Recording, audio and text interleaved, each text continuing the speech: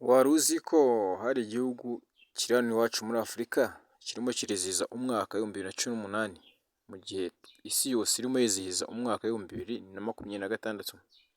Iyo tuvuga ko isi yose iri mu mwaka w'ibihumbi bibiri na makumyabiri na gatandatu, siko bimeze kuri bose, kuko nka Ethiopia ifite kalendari yayo yihariye. Kugeza ubu ni ukuvuga ngo kugeza ku ya cumi Nzeri bibiri na makumyabiri na gatandatu, buriya Ethiopia yo iba iri muri bibiri na cumi n'umunani.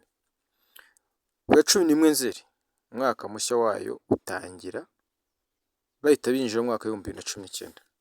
Ethiopia rero ifite amezi cumi n'atatu kandi umwaka wayo mushya ni umwaka witwa Enkutatasi.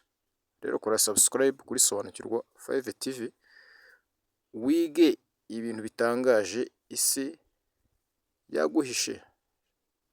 Shalom, shalom, shalom.